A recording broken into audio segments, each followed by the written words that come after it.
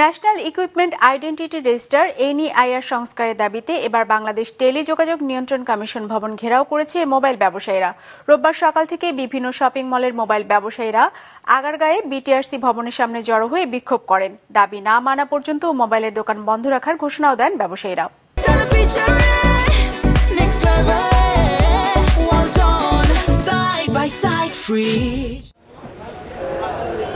দেশে iPhone, Samsung সহ উচ্চমূল্যের mobile phone আসে লাগেজ পার্টির মাধ্যমে, যার ফলে রাজস্ব বঞ্চিত হয় সরকার, অর্থ পাচার হয়, একই সাথে ক্ষতিগ্রস্ত হয় দেশীয় মোবাইল উৎপাদকেরা।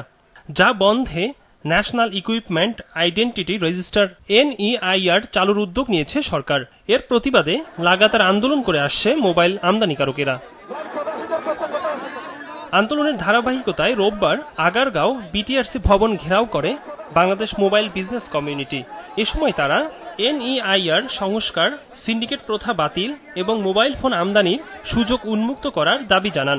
অনেকদিন ধরে আসলে ক্লিয়ারিফাই ছিল না, আমরা নীতিমালাগুলো এতটাই জটিল, আমরা আসলে চাইলেও ফোন বৈধভাবে আনতে পারতেছি না, সিস্টেমটাই নাই। আমরা বৈধভাবে ট্যাক্স দিব এবং তখন কম্পিটিশন হলে দেখবেন সবাই যে কে কত দামে কম লাভে বিক্রি করতে পারে, তখন যে জিনিসটা চালু হয়ে যাবে। আন্দোলনকারী ব্যবসায়ী নেতারা অভিযোগ করেন, বাজারে কৃত্রিম সংকট সৃষ্টি করে একটি বিশেষ গোষ্ঠীকে লাভবান করা হচ্ছে। এনইআইআর বাস্তবায়ন হলে লাখো ব্যবসায়ী ক্ষতিগ্রস্ত হবেন। দাবি না মানা পর্যন্ত অনির্দিষ্টকালের জন্য দোকান বন্ধ রাখার ঘোষণা দেন তারা। হাতের প্রোডাক্টই তো শেষ না, আমাদেরকে ব্যবসা করে খেতে হবে। যেহেতু একটা সিস্টেম চেঞ্জ হচ্ছে, সিস্টেমের কারণে আমরা ক্ষতিগ্রস্ত হব। এই জন্য এই সিস্টেমটা আপনি 6 মাস সময় দেন, 6 মাসের মধ্যে যাতে আমরা রেডি হইয়া আমরা ব্যবসাটা শুরু করতে পারি। এদিকে টেলিকম বিষয়ক এক সেমিনারে এনইআইআর সহ সব ধরনের নীতি নতুন করে দেখা হবে বলে জানিয়েছেন বিএনপির স্থায়ী কমিটির সদস্য আমির খসরু মাহমুদ চৌধুরী। বিশেষ সুবিধা নিয়ে স্থানীয় উৎপাদকেরা একচ্ছত্র আধিপত্য তৈরি করতে পারে এমন শঙ্কার কথাও জানান তিনি। রেস্ট্রিকশন করে দিচ্ছেন ট্রেডটাকে, অন্যদিকে এই যারা উৎপাদনের কথা বলছে, যারা এখানে অ্যাসেম্বলিং করছে, তাদের জন্য আরেকটা নতুন উইন্ডো করে দিচ্ছেন। অলরেডি ওরা 50% বেনিফিট পাচ্ছে।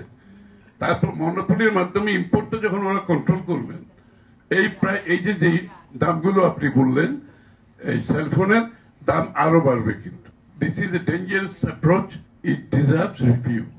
সরকারের সিদ্ধান্ত অনুযায়ী আগামী 16 ডিসেম্বর থেকে এনইআইআর ব্যবস্থা চালু হবে। এর ফলে বন্ধ হবে অনিবন্ধিত ও অনুমোদনহীন মোবাইল ফোনের ব্যবহার।